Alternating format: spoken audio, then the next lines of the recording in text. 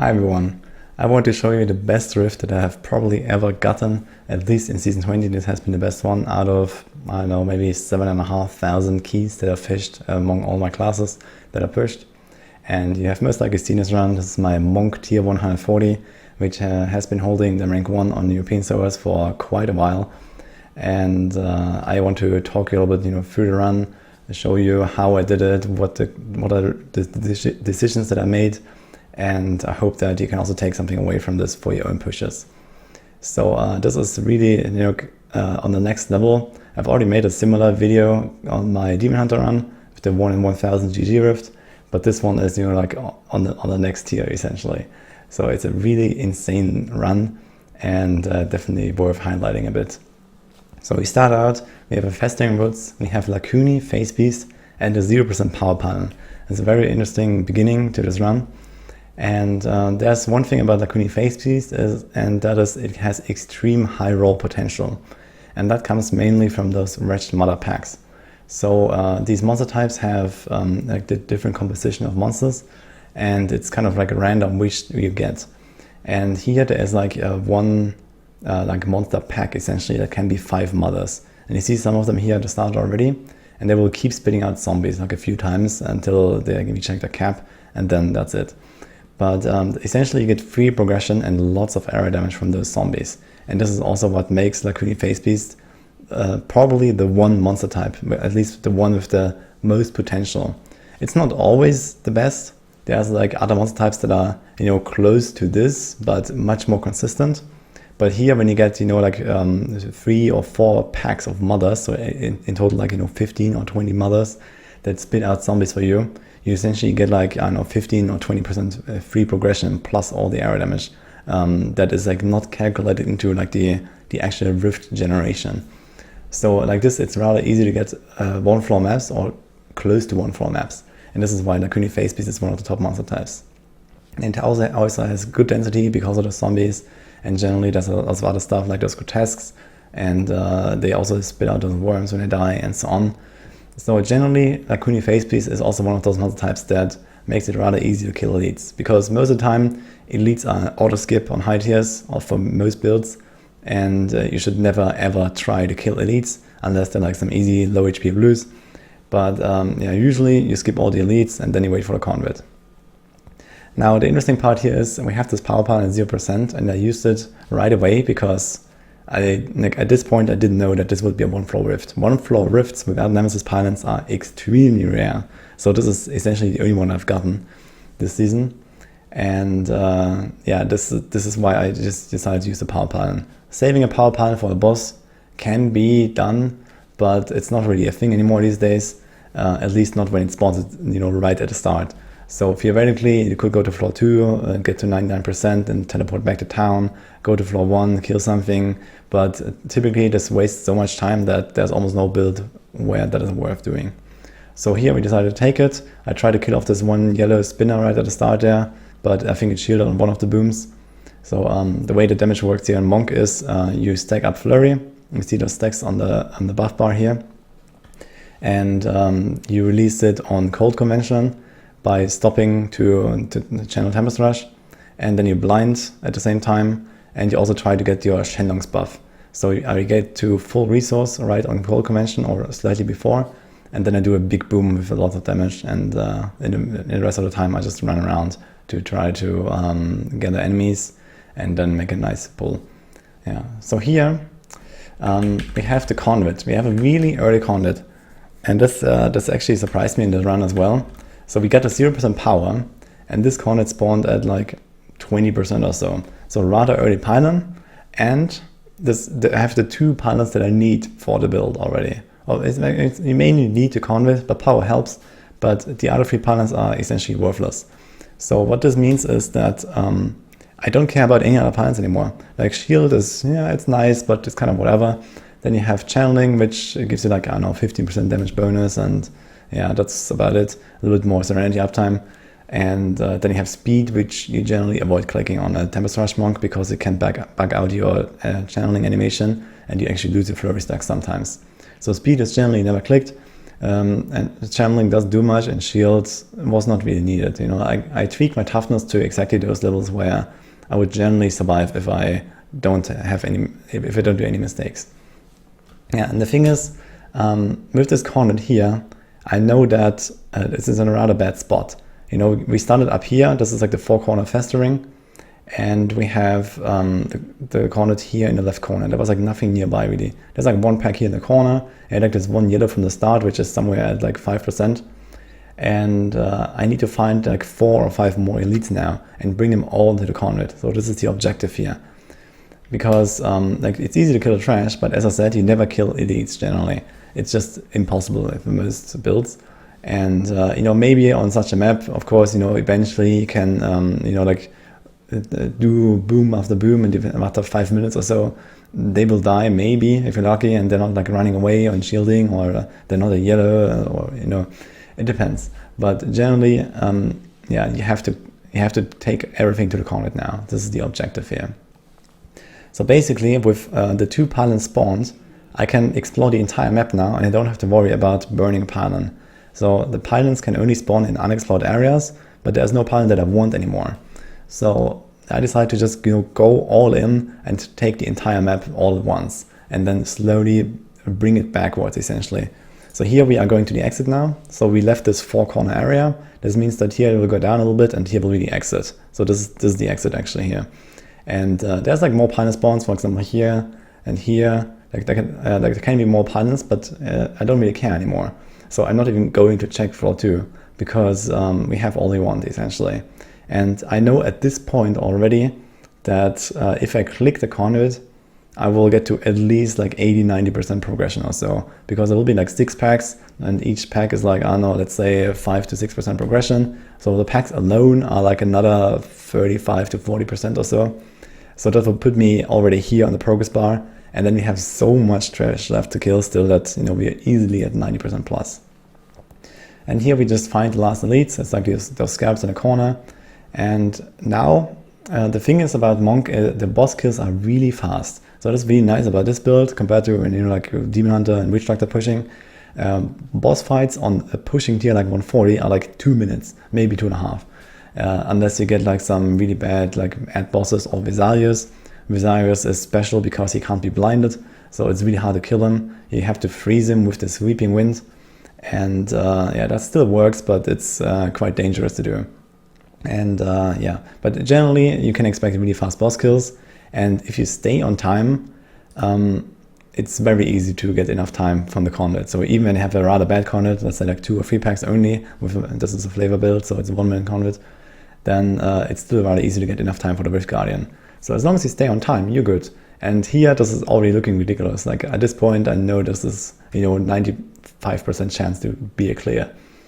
I can show you an example of another cornet, which is from the intro of this run, where I had like a really close run where I cleared it with 15:00 and 383 milliseconds because of the cold snap animation that made him invincible. But here you see this moment from the other run. I click the cornet and look how far behind I am. I'm like 3 minutes behind. I'm at like 50% progress, and the run is still not over at this point because I click the cornet, and this is kind of like the same as in the run I'm showing you. The cornet can be so insane with Flavor of Time and 6 packs. This is 1 minute later. I got like, you know, 40-50% progress almost on the cornet, and this put me back into the run. So this is how it goes. And if you're like anywhere close to this progression that I have right now, and you're staying on time, this is, you know, more than fine. So that depends a little bit on the build you're playing. As I said, you know, some builds have really fast Rift Guardian fights, some builds have really long Rift Guardian fights, you know, like upwards of 5-6 minutes is nothing special for Witch Doctor. And even for the multi-shot Demon Hunter, for example, like 4.5 minutes at least on the pushing tier. So Rift Guardian fights are extremely long, and you need to get a little bit ahead without the cornet, and then take the cornet and have enough time eventually. Here's like one of these situations. I think I had 2 deaths in this run, but they were kind of like calculated. So the thing is that you have to go in to do the boom as the monk with Serenity up, So typically you have to make sure that you have a permanent rotation between Epiphany and Serenity. So I tweaked my cooldown to have 19 seconds cooldown on Epiphany, and then you have 4 seconds Serenity to bridge the gap, because the Epiphany lasts 15, and then you press the Epiphany again. This is especially important when you have Jailer and Vortex Elite and Nightmarish and so on, because if you get interrupted doing a channeling, you're screwed. You miss your boom essentially, because all your flow stacks drop. And there's actually a Jailer Elite here. This is yellow, I think. This guy has Jailer, I believe. And here, like, sometimes it can happen that you kind of like desync your Serenity and Epiphany in a way where you don't have CC immunity. So this is like, something specific to this build. But as long as this doesn't happen, like more than once or twice or so in a run, you're generally fine. Like the first death, if it happens right after a boom, it's not really a big deal. You lose like 5 or 10 seconds or so. And it's much more important to actually get the boom off. So I did that, and I died right after the cold convention, so this is still okay. And this was kind of like a calculated risk, essentially, in that moment. And I think this happens like once more after, where I have like a similar situation. Or, no, actually, I think, the thing is with Shenlongs on the Monk, so you try to stay below 100% resources by pressing your Mantra and your Sweeping Wind, and then, as physical and cold convention comes up, you try to go to full, so you don't try to press your buttons anymore. But Shenlongs is still a little bit inconsistent, and like 10% of the time it just doesn't proc, or it procs after like a second, or after 2 seconds, or 3 seconds. So sometimes you wait really long, and it never comes. And that was like another moment where I died, because I was waiting, essentially the entire time of Serenity until I got the Shenlong proc, and it never came, and then I died. But yeah, this is also like one of these other calculated risks. Otherwise, you can just do the boom, but it only does like 1/3 of the damage, because Shenlong is a 200% bonus multiplier. And this is just, you want to get it for the big booms here. So now essentially what happens here is we have explored the entire map. We have found all the elites. There's like 3 packs here. There's like, 1 or 2 down here. And there's yellow at the corner with like 5% HP from the start. And that's about it. So now we just clean up the trash and then slowly drag everything backwards to the conduit. And this is how you have to do it with the conduit in this spot. So the conduit spawned in a rather bad spot. If it would have spawned here, for example, right in the middle, in the 4-corner layout, you can drag everything from like, only two or 3 screens away. It would be really fast. And essentially, also, I could have been more greedy, but it could have been like a 12-minute run if I really wanted to. So I think eventually I cleared it in like 30 minutes, but it could have been like probably even faster than 12 minutes. If you go really greedy and you know exactly when to take the pylon. The thing is, I don't really have too much experience with flavor of time conduits. I typically have builds that don't use flavor, and like this, I'm typically a bit more careful when it comes to the conduits. I'm a bit overly careful to make sure I can actually finish everything with the conduit. Because if you take the conduit too early and there's too much trash, you will not kill everything off, especially the elites, because you only step a few targets at a time. And if the elites survive and there's no trash left, then yeah, there's no way you're gonna clear this. This is the other situation I talked about. So here we have the Serenity active, 2 seconds left.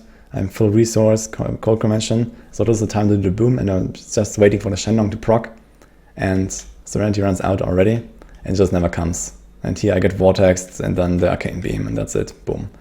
But yeah, this is like the build is not really tanky. So I do have some toughness and so on. I can take a few hits and heal up and so on. I have pretty good recovery, but something like a Arcane Beam, I have no chance of surviving. So this is, some kind of like, it happens with this setup, but this is what it is. So here we still have really juicy trash bags. We try to clean it up a bit. And now I realized that it's slowly time to take the conduit. We had 50% progress. And like as I said, the 1 minute conduit with 6 packs is going to give you at least like 40% progression or so. So I try to really drag them down really far. So I go to this room again and just try to keep those elites engaged so they follow me down. And then I essentially have this last trash bag here to clean up now. And after that, I can take the conduit and I know this is it, And at this point, this is pretty much a clear. And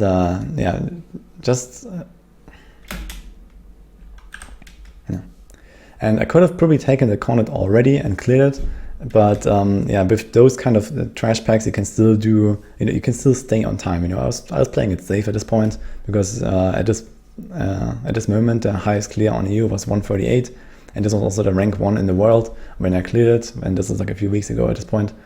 So I was just playing it safe, and I knew this would be pretty good anyway. So I rather went for like 2 or 3 more booms than necessary to make sure that I get everything, and that I don't have to actually go to floor 2.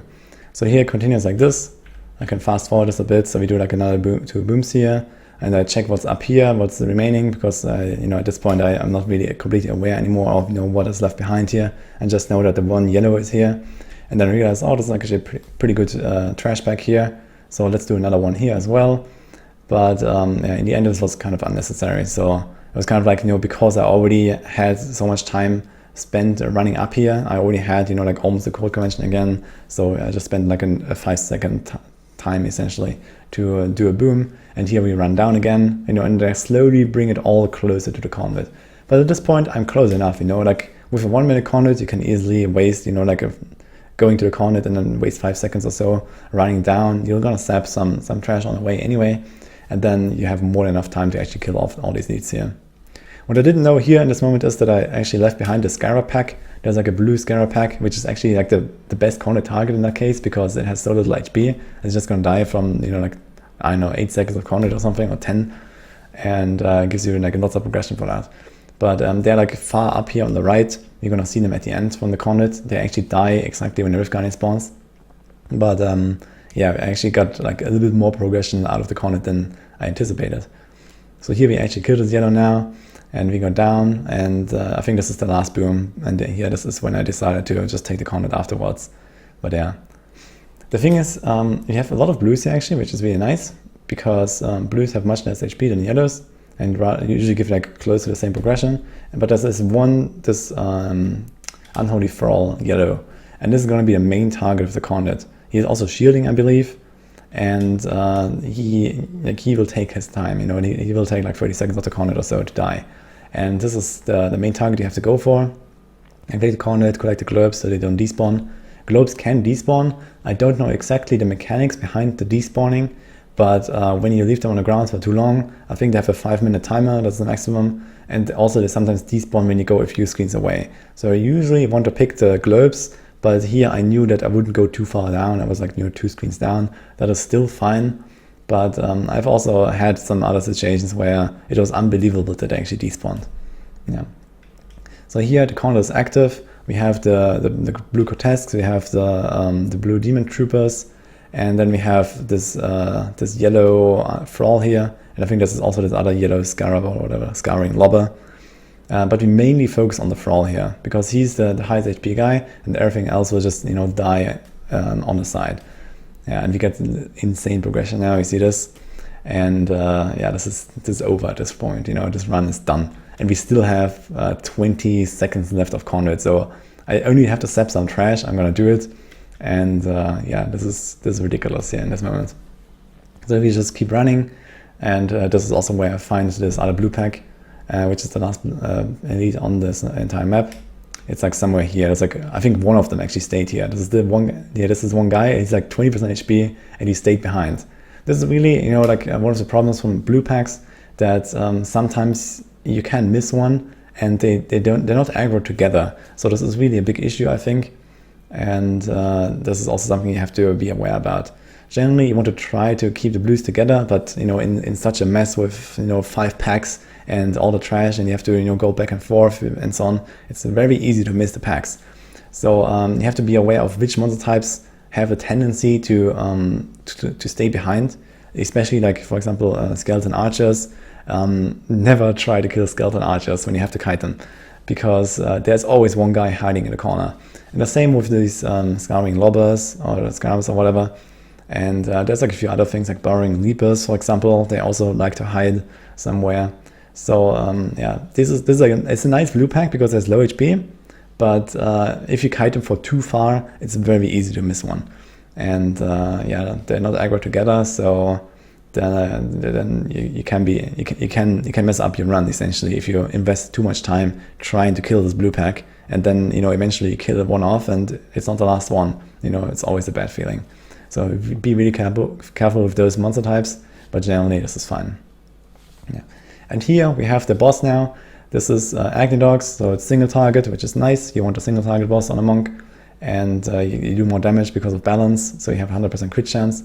Yeah, and boss fights are really fast. So you just stack the Stricken and make sure he doesn't one-shot you. So I'm actually holding my Serenity sometimes to look for his animations. He doesn't have knockback or anything like that, so no worry here.